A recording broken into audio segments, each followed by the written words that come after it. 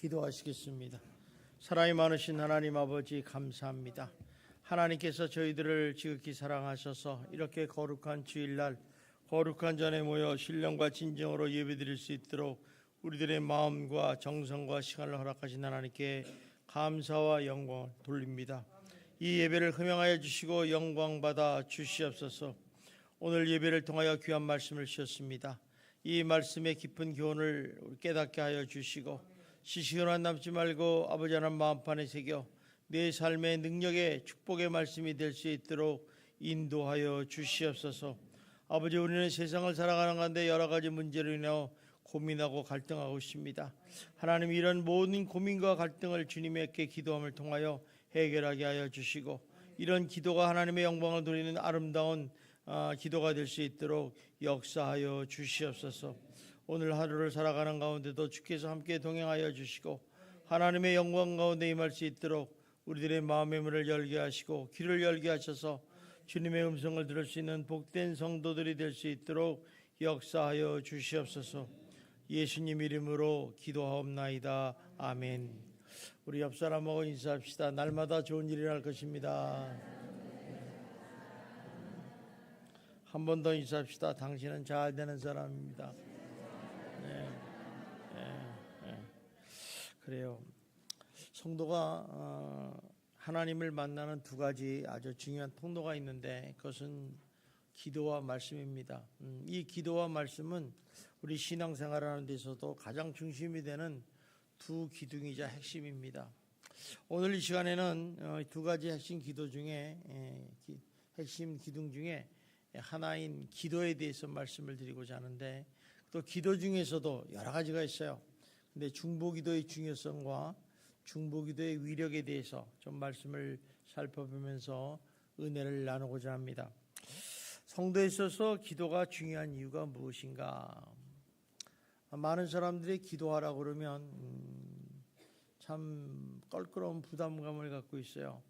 그거는 기도가 중요한지 왜 중요한지를 몰라서 그렇습니다.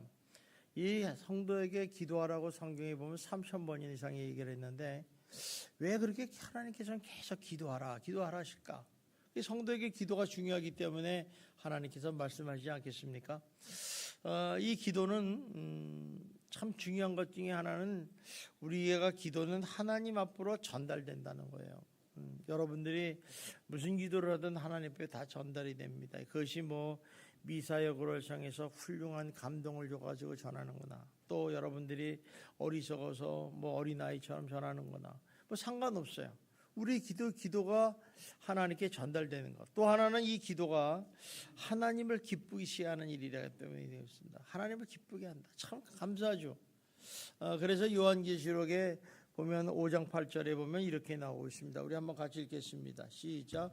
그 두루마리를 취하심에 네 생물과 24장로들이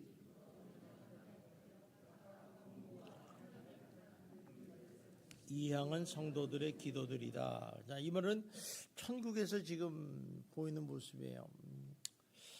우리가 기도를 하면 천사들이 우리들에게 옆에 계시다가 금대접에다 여러분의 기도를 담가가지고 그 향을 하나님께 가져간다는 거예요. 그래서 우리가 기도를 하지 않으면 맨날 빈손으로 올라가시게 돼요. 그래서 이 기도한다는 게 이렇게 중요합니다. 또 계시록 8장 3절 4절에 보면 좀 더 구체적으로 나와 있습니다. 우리 보겠습니다. 시작.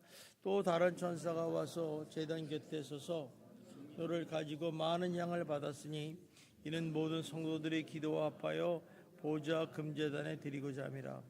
향연이 성도의 기도와 함께 천사의 손으로부터 하나님 앞으로 올라가는지라. 그러니까 여러분들에게 예수 믿는 순간에 천사들이 여러분 주변에 있다가 여러분이 기도하면 그것을 금대접에 받아가지고 하나님께 올라간다, 이런 얘기죠.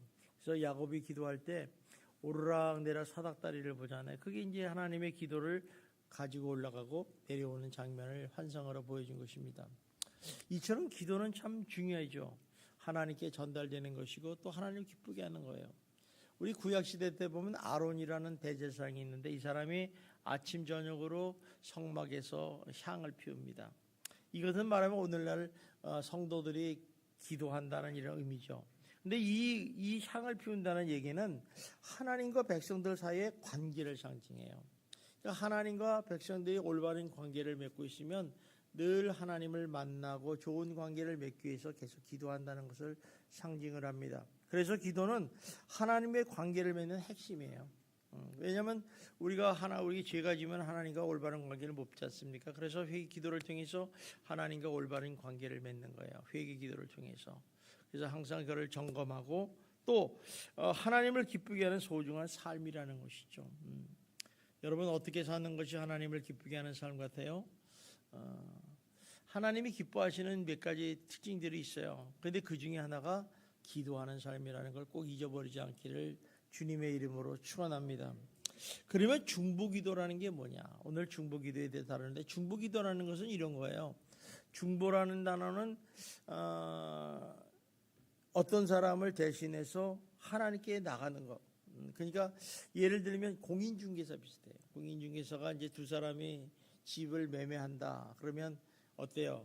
그 집주인하고 얘기를 하고 또 이 사는 사람하고 얘기해서 중사람이 만들어서 주인한테 가서 협상을 하고 그리고 계약을 맺게 하지 않습니까? 이렇게 중간에 서서 중보하는 역할을 하는 게 중보예요.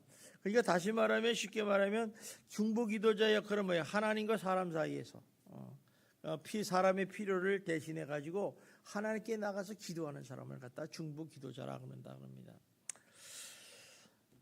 예를 들면 이런 거죠. 아브라함이 롯을 위해서 기도를 합니다. 정말 이 롯이 거하는 소돔성이 불로 멸하려고 하나님이 작정을 하셨어요. 그러니까 롯을 생각하니까 자기 조카인데 얼마나 안타깝겠습니까? 그래서 이제 여러 번 기도를 해요. 아브라함이 이러면 성을 멸하지 말아주세요. 이러면 멸하주세요. 이렇게 기도를 하지만 어쨌든 간에 하나님께서 그 성을 멸하기로 작정하셨기 때문에 어쩔 수 없이 진행이 되는 거죠. 그런데 이제 그 아브라함의 기도가 아니었으면 롯은 소돔에 명할 때 같이 멸망할 수밖에 없었어요. 이처럼 아브라함의 중보기도는 하나님 마음을 감동을 시켰다는 거예요. 우리가 신앙생활하면서 여러분들이 좀 하나님 마음을 이렇게 감동을 시킨 시간이 있었으면 좋겠어요. 나는 뭘로 하나님을 감동시킬까? 우리 그러잖아요. 남녀가 서로 프로포즈할 때는 여자나 남자나 서로 감동을 주려고 준비하잖아요. 좀 하나님 앞에 그런 감동적인 행위를 좀 했으면 좋겠다 생각을 해요. 그런데 이제 아브라함은 이 롯을 향해서 중보기도를 통해서 하나님을 감동하게 했어요. 그래서 이 감동하는 장면을 성경에서 창세기 19장 29절에 이렇게 증거를 하고 있습니다. 우리 한번 보겠습니다. 시작. 하나님이 그 지역의 성을 멸하실 때 곧 롯이 거주하는 성을 엎으실 때 하나님이 아브라함을 생각하사 롯을 그 엎으시는 중에서 내보냈더라. 자, 하나님이 아브라함을 생각했다. 이 말은 뭐냐면 생각했다는 것은 뭐예요? 그만큼 인상이 깊었다. 감동을 받았다는 거죠. 그래서 롯을 그 성에서 끌어내셔서 구원을 시키는 장면이 이제 여기서 나오고 있습니다. 자, 이런 말은 다시 말하면 나 아닌 다른 사람을 위해서 진정한 마음을 가지고 뜻을 다 해서 기도하는 것을 중보기도라고 그래요.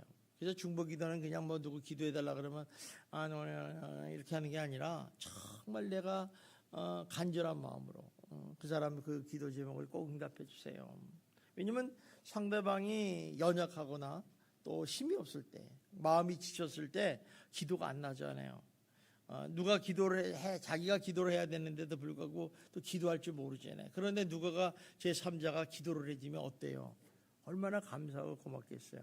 근데 그 기도가 하늘에 상달된다는 거예요.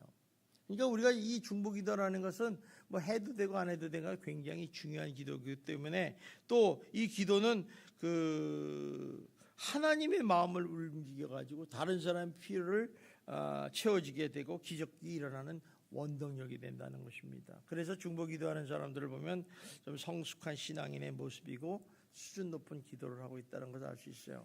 그래서 대부분 보면 기도하는 사람들을 보면 대부분 다 중보기도자들이에요. 물어보십시오. 한번 당신 기도를 하는데 뭐 이렇게 오래 해? 그렇게 물어보면요, 자기 기도 별로 안 해요. 어떤 땐 거의 못하죠. 왜냐하면 남을 위해서 기도하고 뭐 교회를 위해서 기도하고 나라를 위해서 기도하고 옆집에 특히 순자를 위해서 기도하고 홍길동이를 위해서 기도하고 이렇게 기도하잖아요. 누구 병을 위해서 기도하고 이거 참 굉장히 어려운 거죠. 여기는 사랑이 있지 않으면 안 되는 거죠. 그래서 이제 이런 중보기도를 통해서 놀라운 지적을 경험하는 통로가 되기도 한다는 것입니다. 에스더에 보면 유다인을 죽이려고 이제 하만의 모함으로 인해서 유다인들이 멸절될 위기에 처했어요. 이를 안 이제 에스더라는 왕비가 왕에 가서 요청을 해야 되는데 왕에게 요청하는 것도 좋지만 왕에게 나가는 게 쉽지 않아요. 부르지 않으면 왕이 하도 변덕스러운 왕이기 때문에 기분 나쁘면 왕비라도 그 자리에서 죽여버리거든요. 이런 왕한테 나가는데 얼마나 힘들겠어요. 그래서 이제 에스더가 이 민족을 구원하기 위해서 밤낮 4일 동안 금식을 하고 기도하면서 자기가 규례를 어겨가지고 목숨을 걸고 이제 나가기를 원하면서 이런 말을 합니다. 우리 한번 에스더서 4장 16절을 한번 보겠습니다. 시작. 당신은 가서 수산에 있는 유다인을 다 모으고 나를 위하여 금식하되 밤낮 3일을 먹지도 말고 마시도 마소서. 나도 나의 시녀와 더불어 그렇게 금식한 후에 규례를 어기고 왕에게 나아가리니 죽으면 죽으리라 하니. 참 대단한 마음이죠. 죽으면 죽겠다 이런 각오로 이제 금식 기도를 하면서 왕에게 나갔다는 것입니다. 결국 왕에게 나간 에스더의 요청을 듣고 이제 왕의 마음이 바뀌어서 하만을 죽입니다. 그리고 유다인들을 구원하는 역사적인 사건이 일어나죠. 여기서 보면 이 에스더가 왕에게 나가는 모습은 중보기도자가 하나님께 나아가는 모습과 같다는 거예요. 사실 유다민족을 위해서 유다민족들이 기도를 해야 되는데 에스더라는 여자가 왕비가 자기가 대신 기도를 하고서 왕에게 나타나가는 거죠. 하나님께. 얼마나 중요합니까? 이게 바로 중보기도의 위력이고 능력이라는 사실을 우리가 알 수 있습니다. 그래서 이동원이라는 원로 목사님이 유명하시지 않습니까? 이분이 이제 이런 말씀을 하셨어요. 중보기도야말로 가장 구체적인 이웃사랑의 실천이자 하나님 나라 사역을 이 땅에 펼쳐가는 가장 권세 있는 방법이라 얘기했어요. 여러분들이 내 이웃을 사랑하고 내 형제를 사랑하고 내 부모를 사랑할 때 여러분의 사랑하는 액션이 뭡니까? 우리는 입으로는 사랑한다고 말을 무지무지 잘해요. 그죠? 근데 액션이 없어요. 우리 한번 옆 사람하고 한번 인사해 볼까요? 당신을 사랑합니다. 진짜로. 진짜로 하라니까, 진짜로. 지그시 사랑하는 눈으로. 자, 시작. 당신을 사랑합니다. 웃어, 웃긴. 이게 웃을 일입니까? 우리 하나님께서 우리에게 주신 사명이 뭐예요? 하나님을 사랑하고 이웃을 내 몸같이 사랑하라고 그랬잖아요. 우리 사랑 안 하면 우리는 아무것도 아니에요. 말씀의 핵심이 사랑 아닙니까? 그죠? 그 사랑 중에 하나가 기도라는 거죠. 중보기도라는 거. 얼마나 중요합니까? 지금도 예수님께서 대속사역을 마치시고 부활승천하 후에 하늘에 올라가셔서 하나님의 우편에 앉아 계셔가지고 지금도 우리를 위해서 기도하고 계시다는 거예요. 히브리서 9장 27절 한번 보겠습니다. 7장 27절 시작. 그러므로 자기를 힘입어 하나님께 나가는 자들을 온전히 구원할 수 있으니 이는 그가 항상 살아계셔서 그들을 위해서 간구하신다. 이렇게 하나님께서 우리 하늘에 올라가서 예수님이 우리를 위해서 중보기도 하시니까 우리가 하나님의 은혜와 축복 가운데 살아가는 거예요. 우리는 뭐 저절로 은혜와 축복 가운데 살아가는 게 당연한 것 같지만은 누군가가 우리를 위해서 기도하고 있기 때문에 그렇다는 거죠. 여러분 부모가 자식을 위해서 늘 기도를 하셔야 되잖아요. 왜? 자식이 잘 되고 사고 없어야 되잖아. 이게 부모의 마음 아닙니까? 예수님의 마음도 똑같다는 거예요. 여러분 하나님의 성도들이 하나님의 자녀인데 잘 되고 행복하고 올바로 성장하기를 원하지 않겠습니까? 늘 기도한다는 거예요. 그래서 중보기도가 이렇게 중요한 거죠. 오늘 말씀을 보면요. 스데벤 집사가 순교를 당해요. 그래서 예루살렘 교회에 큰 핍박이 옵니다. 그래서 이 성도들이 다 흩어지는데 참 놀라운 것은 이렇게 흩어진 교회마다 비약적인 부흥을 해요. 그래서 막 안디옥 교회도 세워지고 막 그냥 점점 되는데 예루살렘에는 2차 박해가 온 장면이 오늘의 말씀이에요. 사실 이 예루살렘 교회는 헤롯 왕 손자인 헤롯 아그리파 1세에 의해서 2차 박해 바람이 불고 있었어요. 이번에는 종교적인 핍박이 아니라 정치와 종교가 결합된 핍박이었다는 거죠. 그러니까 정치하고 종교가 결합하니까 이게 아주 야리꾸리한 공격이죠. 당시 헤롯 대왕 손자인 헤롯 아그리파 1세는 이제 왕위에 오른 지 얼마 안 돼가지고 유대인들의 환심을 사야 돼요. 인기를 얻어야 돼요. 그러다 보니까 어떻게 하면 인기를 얻을 수 있을까 가만히 생각하면 유대인들이 가장 싫어하는 거를 해주면 될 것 같아요. 안 될 거. 그래서 이제 이 교회, 기독교 교회를 보니까 좀 껄스러워하거든요. 그래서 이제 교회에 영향력이 있는 야고보 사도를 이제 잡아다가 칼로 죽입니다. 그러고 나니까 이 유대인들이 그 야고보의 죽음을 보고 너무 만족하더라는 거예요. 야, 이거 잘 죽였다. 그러니까 헤로데스 어때요? 이 헤롯 아그리파라는 사람이 자신감을 얻었어요. 야, 그러면 인기를 더 얻으려면 그 예루살렘 교회의 수장 역할을 하는 베드로라는 놈을 잡아다가 죽이면 내 인기는 폭발적으로 올라갈 것이다. 이런 생각한 거예요. 그래서 이제 이 3절에 이렇게 말씀하고 있습니다. 봅시다. 시작. 유대인들이 이 일을 기뻐하는 걸 보고 베드로도 잡으려 할세 때는 무교절이 기다린다. 이 6월절 무교절은 큰 절기이기 때문에 절대로 사람을 죽이거나 이러지 못해요. 그래서 이제 감옥에다가 베드로를 잡아서 집어넣었죠. 이제 2월절이 끝나면 이제 베드로는 처형을 당하는 거예요. 근데 이 헤롯의 전략은 뭐냐면 사실 당시 예루살렘 교회 우두머리 역할은 베드로를 잡아다 놓고 야고보를 죽이듯이 베드로를 죽이면 분명히 이 유대인 지도자들이 자기를 더욱 지지할 거라는 생각을 가지고 있었어요. 더군다나 종교 지도자들, 유대인들도 많은 사람들이 가장 껄스러운 그 교회를 향해서 저 교회가 좀 없어졌으면 좋겠다 이런 생각을 가진 거죠. 그러다 보니까 어땠습니까? 이 교회의 세력을 좀 꺾고 힘을 꺾는 방법이 무엇일까 생각하다 보니까 이제 이 지도자를 죽이면 될 것 같아요. 그러니까 이렇게 했으면 교회가 무너질 것이다 생각을 하고서 이제 이 헤롯이 베드로를 잡아서 감옥에다 집어넣었다는 거예요. 자, 그런데 문제는 예루살렘 교회에 비상이 걸린 거예요. 성도들은 너무 충격받았죠. 당황한 거죠. 왜? 자기네들이 사도 중에 하나인 영향력을 주던 그 야고보 사도가 생뚱맞게 갑자기 죽게 됐고 또 사도 베드로까지 잡혀가니까 교회라는 게 어때요? 큰 위기가 온 거예요. 핵심 지도자의 상실은 교회의 큰 위기죠. 여러분, 교회를 무너뜨리려면 목사님 무너뜨리면 쉬워버려요. 뭐 간단해요. 뭐 여러 성도들 아무리 든든하다고 해도 교회 무너지는 건 그래서 사단이 항상 교회 무두머리를 무너뜨리잖아요. 뭐 목사님, 장로님, 권사님들 이렇게 흔들어 버리잖아요. 그러니까 보다 보니까 교회가 심각한 타격을 받게 되고 힘을 잃게 되잖아요.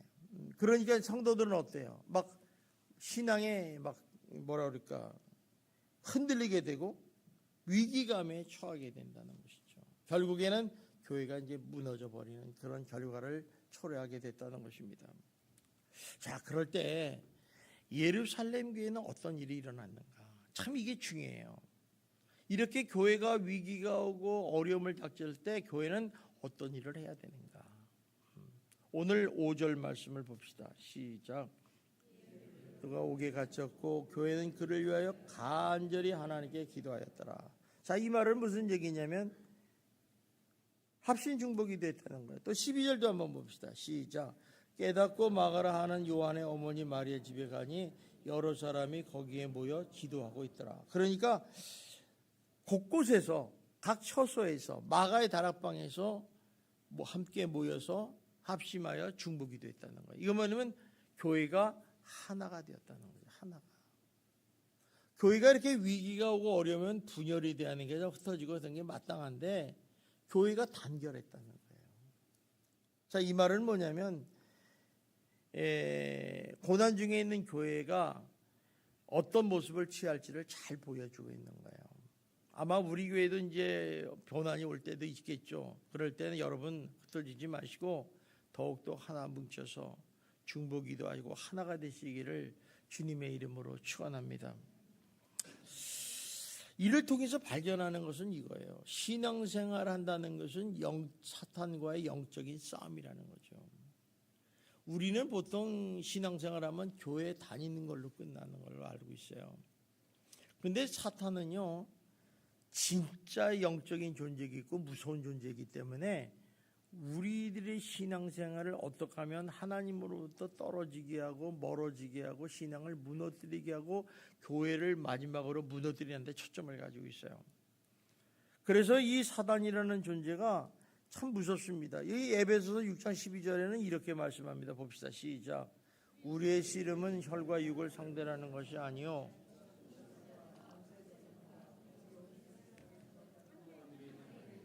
양이다. 다시 말하면 이 영적 전쟁이라는 것은 하나님 나라와 교회와 그 나라에서 쫓겨난 사탄 마귀하고 싸움이라는 거예요.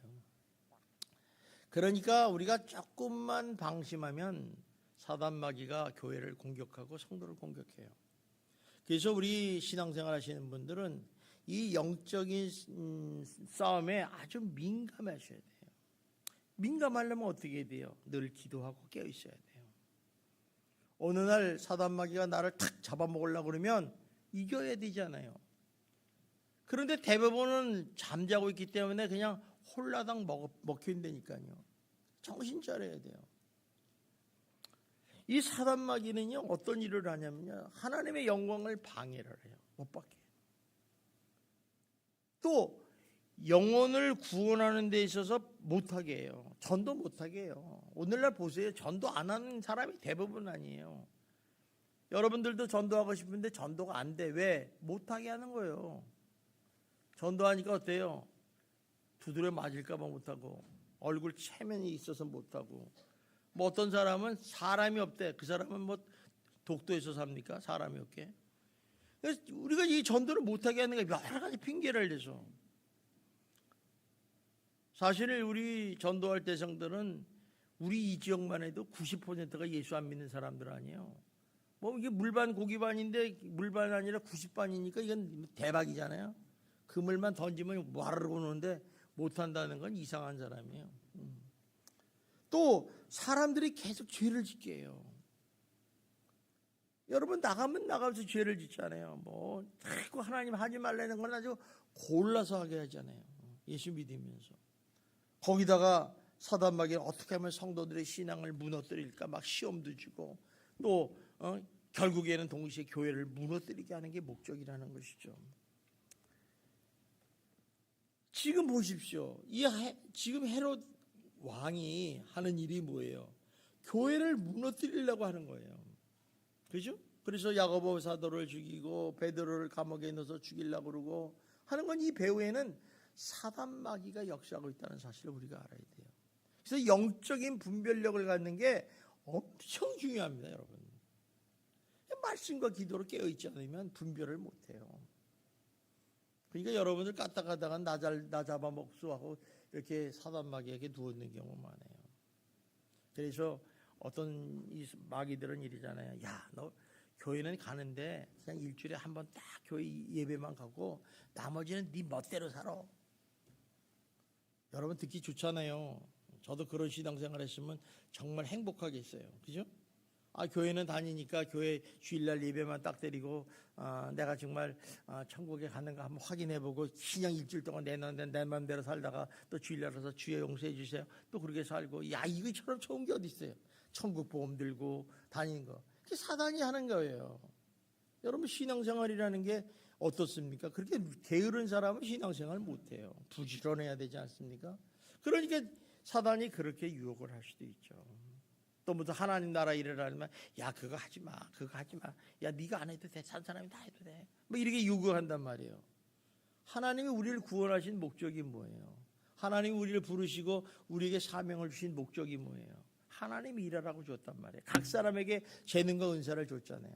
근데 그거 사용하지 않고 난 모르겠어 이러면 세상에 누가 좋겠어요? 그죠?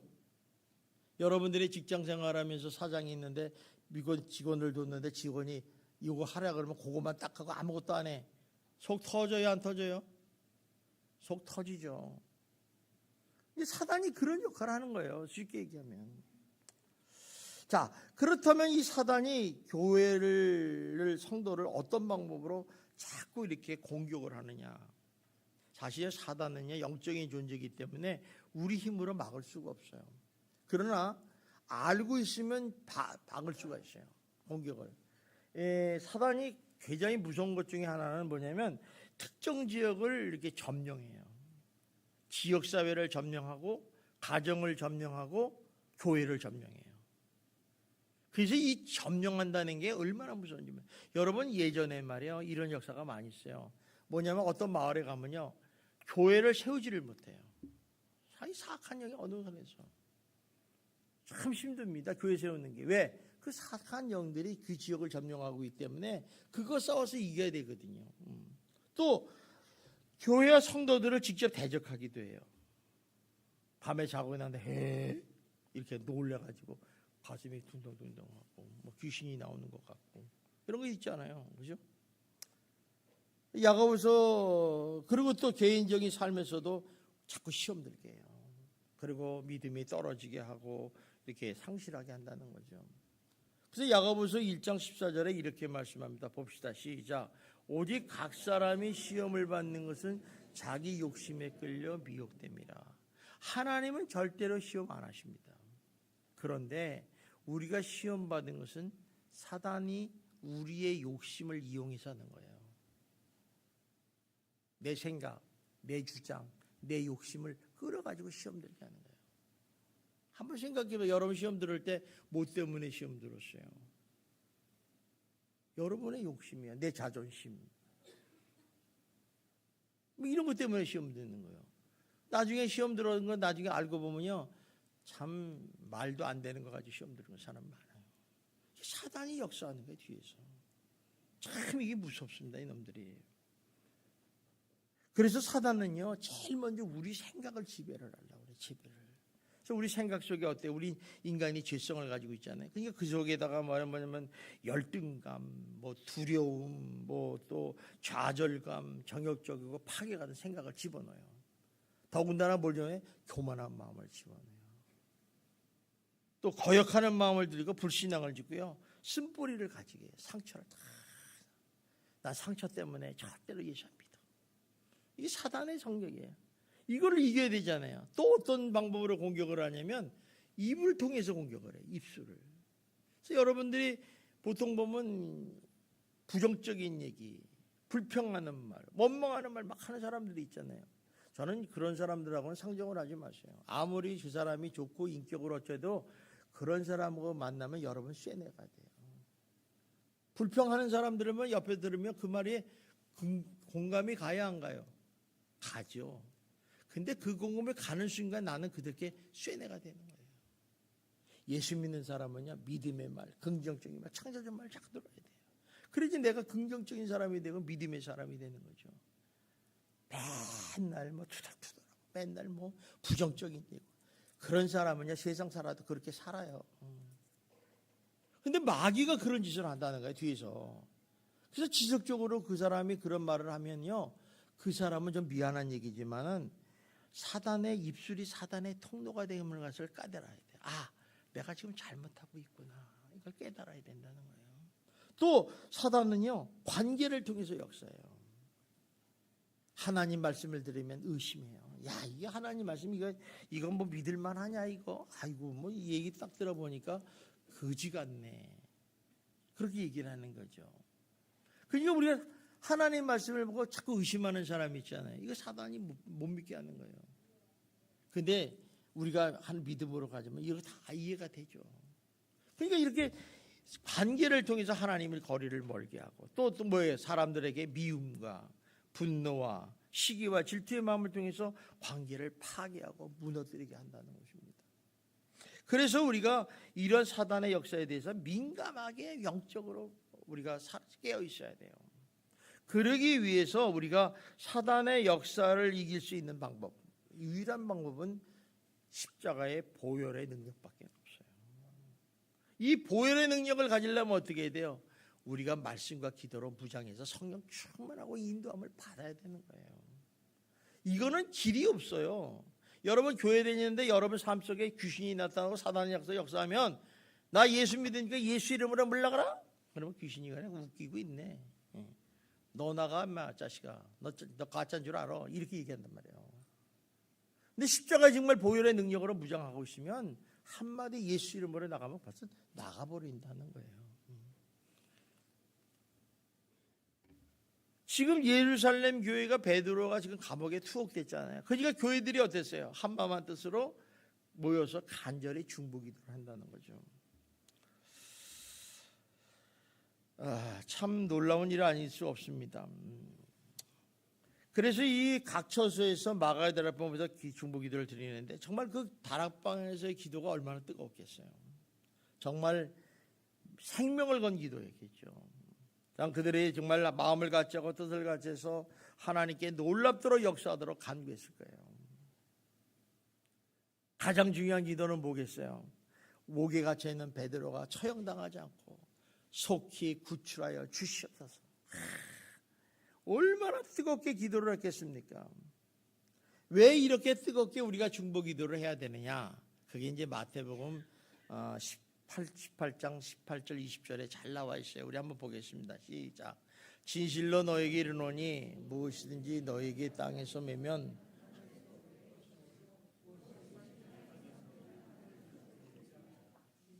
다시 너에게 이르노니 너희 중에 두 사람이 땅에서 합심하여 무엇이든지 구하면 하늘에 계신 내 아버지께서 그들을 위하여 이루게 하시리라.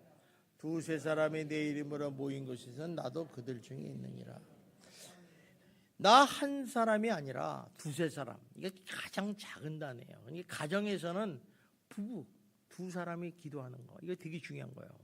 이렇게 두세 사람이 모여서 합심해서 기도하는 역사가 교회를 중심으로 일어나면 놀라운 하나님의 응답의 역사가 더욱 강력하게 일어난다는 거예요.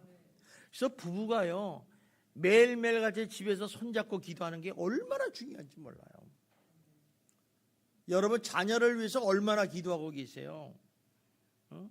부모를 위해서 얼마나 기도하느냐, 남편을 위해서 얼마나 기도를 하세요? 사랑하면 기도를 해야죠. 왜? 그냥 알겠지 뭐 내가 사랑하는지 모를까. 그 옛날 사람들 얘기예요. 지금 사람은요 입술로 얘기 안 하면 안 믿어요. 우리 한번 옆 사람하고 다시 한번 해봅시다. 진정한 마음으로 그윽한 눈으로 사랑합니다. 정말 사랑하세요. 정말 사랑하세요. 정말 사랑하세요. 집에 이제 이따가 집에 가셔서 한번 남편을 보시면 꼭 껴안아 주시기 바랍니다. 자녀들 보면 꼭 안아주세요. 사랑한다. 그럼 자녀들이 그냥 눈이 반짝반짝해요. 우리 아버지 엄마 왜 이리지? 오늘 맛있는 점심 사주려고 하나 보다 이렇게 생각할지도 몰라요. 어쨌든 간에 이렇게 그들은 기도했다는 거. 이게 바로 이제 그 아주 중보기도의 능력이죠. 그래서 교회는요 세상 공동체와 다릅니다. 교회는요 정말 큰 거 작은 게 그렇게 중요하지 않아요. 이 교회가 중요한 거는 얼마나 예수 그리스도의 이름으로 모여서 합심하여 기도를 하는가에 따라 교회의 능력이 나타나는 거예요. 그래서 금요기도회가 중요한 거예요. 금요기도회의 특징이 뭐예요? 합심하여 중보기도하는 시간 아닙니까? 얼마나 기도 제목이 많아요. 누구를 위해서 누구를 위해서 누구를 위해서 얼마나 또 응답의 역사가 많습니까? 그래서 여러분들이 중보기도를 많이 하셔야 돼요. 축복입니다. 자, 그런데 말이에요. 예루살렘 성도들이 야 우리 이제 베드로가 이제 감옥에 가고 이제 곧 처형될 텐데 뭐잖아 우리 틀렸어. 뭐잖아 우리도 잡혀간다. 그러면 우리 도망가야 돼. 그러니까 불안하니까 안 되겠다. 나 살아야 된다. 이렇게 하고 기도를 안 하고 도망갔다면요 기적이 일어나지 않았을 거예요. 그런데 예루살렘 교회 성도님들은 포기하지 않았다는 거예요. 왜? 사단 마귀와의 영적인 전쟁을 시작했다는 거예요. 이게 기도라는 거예요. 자, 이들의 기도를 하니까 하나님의 성령의 도우심을 받고 능력의 문제 해결을 이루고자 함께 모여 합심 중보를 기도했다는 것입니다. 자, 어떻게 기도했는가? 로마 베드로가 감옥에 갇히고 이제 처형당할 날이 얼마 안 남았으니까 어때요? 그래도 예루살렘 교회 지도자들이 모여서 이 문제를 해결하는 방법은 하나님 앞에 도움을 받는 기도일밖에 없다고 생각한 거예요. 도망가도 해결이 안 되잖아요. 그러니까 이들이 합심해서 모여서 기도를 한 것입니다. 그런데 기도를 어떻게 했느냐? 한번 5절을 다시 한번 봅시다. 시작. 이에 베드로가 옥에 갇혔고 교회는 그를 위하여 간절히 하나님께 기도했다. 간절히. 이 간절이라는 얘기는 내 모든 열정과 기운을 다해서 소모했다는 거예요. 마치 이제 생명을 버리듯이 모든 것을 가지고 기도했다는 거예요. 얼마나 간절히 기도했겠어요. 베드로 살려주세요. 옥에서 나가오게 해주세요. 죽지 않게 해주세요. 돌아오게 해서 얼마나 간절히 기도했겠어요. 우리 보지 않아도 뻔하지 않겠습니까? 이 간절한 기도가 하나님의 보좌를 움직인다는 거예요. 하나님이 마음이 움직이기 시작하는 거예요. 그래서 이 간절한 기도가 얼마나 중요한지 몰라요. 우리 에레미야 33장 3절 여러분 너무 잘 알잖아요. 우리 한번 봅시다. 시작. 너는 내게 부르짖으라. 내가 내게 응답하겠고 네가 알지 못하는 크고 은밀한 일을 네게 보이리라. 여기 내게 부르짖으라는 얘기는 소리 질러 간절히 목숨을 다해서 기도하라는 거예요. 아버지 기도하는 거죠. 아버지 이렇게 기도하는 거야. 간절함이 있으면요, 내 자식이 죽게 됐는데 살려달라고 하는 그 어머니의 애통하는 마음이 기도하는 거죠. 어떤 사람은 그래, 기도하는데 소리 지르면 왜 기도해? 하나님 귀도 없어? 아버지 속으로 그런 기도도 할 때가 있죠. 그러나 간절히 기도하는 것은 정말 힘들고 어려울 때, 정말 이건 내 힘으로 안 될 때 부르짖어 기도한다는 거예요. 근데 하나님께서 뭐야? 내게 응답하겠다는 얘기죠. 이게 하나님의 사랑 아닙니까? 또 에레미야서 29장 12절에 보면 이런 말씀이 있어요. 봅시다. 시작. 너희가 내게 부르짖으며 내게 와서 기도하면 내가 너희의 기도를 들을 것이요 너희 온 마음으로 나를 구하면 너희 나를 찾을 것이야. 여기도 내게 와서 부르짖으면 간절히 기도하라는 것입니다. 여러분, 간절히 기도할 때 하나님의 놀라운 늑사를 경험할 수 있어요. 이 부르짖어 기도하는 건 아무나 하는 게 아니에요. 그죠? 진짜 간절하죠. 우리 여러분들도 기도를 해봤지만은 잘 나오지 않잖아요. 어떤 사람은 그래, 목 쉴까봐 못합니다. 덜 간절한 거예요. 진짜 간절하면요, 목 쉬는 게 무슨 상관이 있어요? 상관 안 하죠. 여러분, 모닥불도요, 모아야지 불꽃이 확 피잖아요. 숯불도 모아야지 화력이 좋습니다. 기도도요, 모으면 폭발적인 힘이 생기는 거예요. 이게 중국기도의 능력이라는 거죠. 자, 그러자 어떤 일이 일어났어요? 교회가 기도로만 끝난 게 아니고 하나님의 능력으로 기적이 일어났어요. 무슨 기적이냐? 베드로가 감옥에서 풀려난다는 거예요. 얼마나 놀라운 일입니까? 사실 베드로가 감옥에 들어가서 풀려난다는 건 불가능해요. 1%의 가능성도 없어요. 왜냐하면요, 이 베드로가 투옥할 때 산이 심각했어요. 그래서 이 베드로를 죽이려면 특별한 방법이 있어요. 그래서 이제 이 헤로드 왕이 16명을 특별 정예 군대를 만들어 가지고 4계조로 나눴어요. 4명씩 나눠서 6시간씩 24시간을 돌면서 이제 감시를 하고 이제 지키는 거예요. 그런데 그것도 안심이 안 돼 가지고 이제 두 사람을 어떻게 했냐면, 걔가 베드로라고 합시다. 그러면 내 손을 쇠사슬로 묶어버려요. 그러니까 이 사람도 묶고 나도 묶으니까 내가 꼼짝을 할 수 없잖아. 뭐 심하면 발도 묶는다고 그래요. 그러면 뭐예요? 화장실도 같이 가야 돼. 밥도 같이 먹어야 되고. 잠도 같이 자야 되잖아요. 이게 꼼짝할 수가 없는 거예요. 그 다음에 두 명은 어디 있냐? 바로 옥문 앞에 지키는 거죠. 그러니까 이런 상황에서 무슨 재주로 포위망과 경비망을 뚫어나갈 수 있겠습니까? 그러니까 불가능한 일이라는 거예요. 그러니까 인간이 할 수 없어요. 그런데 하나님이 하시면 가능하다는 거죠. 그래서 이를 아는 사람들이 합심하여 중보기도를 한 거예요. 그런데 정말 하나님께서 그 애들의 간절한 기도를 드시고 응답의 역사를 보여줬어요. 자, 그러면 어떻게 응답의 역사를 보여주는가를 한번 봅시다. 자, 이들이 간절히 기도하니까 얼마나 시급하겠어요. 지금 시간이 끝나면 바로 죽어요. 베드로가 처형하는데 얼마나 급하겠어요. 그러니까 하나님이 그 기도를 주고 천사를 딱 보낸 거예요. 그러니까 천사를 딱 보내니까 베드로가 어떻게 있어요? 천하태평으로 잠을 자고 있네. 제 느낌에는 베드로가 코를 좀 많이 고는 것을 같아. 그리고 양쪽에 있는데 그러니까 천사가 얼마나 화가 났는지 발로 박부리를 쳐요. 야, 일어나. 그랬더니 그냥 비몽사몽간에 일어났는데 일어나니까 쇠사슬이 전조선의 쇠사슬이 다 풀리는 거예요. 그래서 야, 빨리 옷 입고 나를 따라와. 그랬더니까 어떻게 됐어요? 그냥 강시처럼 이렇게 쫓아가는 거죠. 쫄려서. 그런데 옥문이 촥 열리는 거예요. 근데 그 옥문을 지키던 그 간수들이 이 베드로가 나가는 걸 못 봤다는 거예요. 성경에 보면. 그리고 또 중간문을 열고 세개문 마지막 이제 성 밖으로 나가는 문에를 딱 갔더니 옥문이 풀리는데 거기에 또 지키는 군인들이 베드로가 나가는 걸 못 봤다는 거예요. 이렇게 다 나와가서는 이제 정신을 차렸죠. 바람도 공기 다르지 않나 찾아보니까 그제서야 자기가 이렇게 나온 것은 하나님께서 천사를 보내서 자기를 이렇게 풀어주셨구나. 이걸 깨닫게 돼요. 그게 이제 11절 12절에 나옵니다. 우리 한번 봅시다. 시작.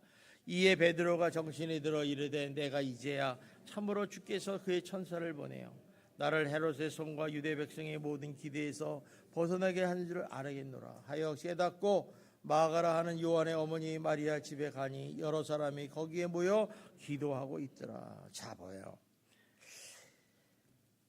그게 깨어나고 응답을 받고 구출이 됐으면 기도가 끝나야 되는데 이들은 몰랐다는 거예요. 기도를 계속하고 있었다는 거예요. 중보기도를. 토마스 왓슨이라는 사람은 이렇게 말을 합니다. 이 장면을 보면서 베드로가 감옥에서 끌어낸 것은 천사들의 활동이었다. 그러나 천사를 움직인 것은 교회의 간절하고 지속적인 기도의 때문이다. 이렇게 나고 있어요. 이 지속적인 기도, 응답 받을 때까지의 주님께 대한 기도는요, 하나님에 대한 신뢰 표시예요. 우리는 많은 사람들이 기도하라면요, 한두 번 기도하고 끝내잖아요. 아예 주여 하고 기도하고 나서면 한두 번에다가 이제 응답 없으면 아예 하나님은 내 기도 안 들어주는 것보다 안 하잖아. 그건 하나님을 신뢰하는 게 아니에요. 하나님을 신뢰할 때는 응답 받을 때 기도하죠. 그래서 구하라 찾으라 문을 두드리라 할 때는 다 ing예요. 응답 받을 때까지, 찾을 때까지, 문이 열릴까지 계속해서 두드리고 구하라는 거예요. 그게 하나님을 믿는 거죠. 하나님은 반드시 응답해 주신다. 믿으니까 기도하는 거죠. 그게 신뢰 표시라는 거예요. 그러다 보니까 어때요? 지속적인 기도가 옥중의 문을 열어버린 거죠. 그러니까 사단과 영적인 싸움에서 지속적인 중보기도가 어마어마하게 중요한 걸 알 수 있어요. 그 대표적인 얘기가 다니엘의 21일 금식기도였어요. 이 다니엘이라는 사람은 이스라엘과 그 민족의 장래를 위해서 20일 작전 기도를 합니다.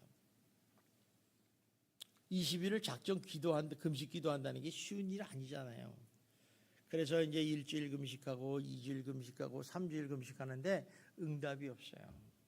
근데 마지막 날 20일째 되는 날 천사가 와서 이런 말을 합니다. 당신의 기도하는 첫날에 이미 하나님께서 응답하셨습니다. 그런데 오는 동안에 바사군의 군대가 자기를 막아가지고 싸웠어요. 싸웠다. 하늘에 전쟁이 일어났다. 영적인 전쟁이 일어났다. 그래서 막 밀리고 쏠리고 막 이러는 가운데 마침 미가엘 천사장이 와서 자기를 도와줌으로 이겨서 지금 왔습니다. 이런 얘기를 해요.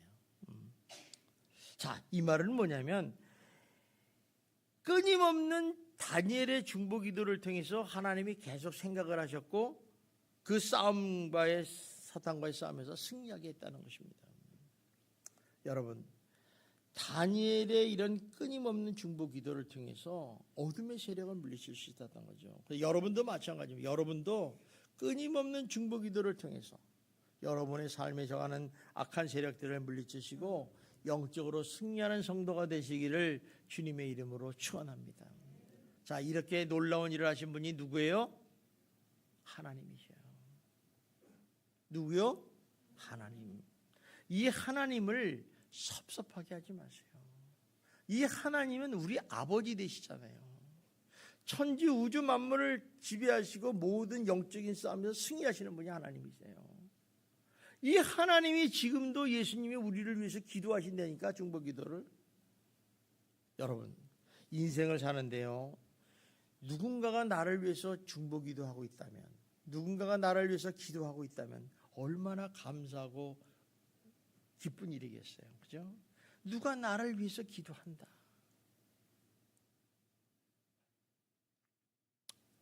잠깐 여러분들이 저를 위해서 기도하는 거 저가 막 들리잖아요. 참, 우리 한번 이 시간에 우리 아까도 마음의 지처라는 1부에는 들었는데 2부 사람은 못했으니까 우리 누군가 나를 위해서 기도하네 한 1절만 부르면서 그 가사를 생각하면서 정말 나는 누구를 위해서 기도하고 있고 누가 나를 위해서 기도하고 있는가 한번 생각해 보시기 바랍니다.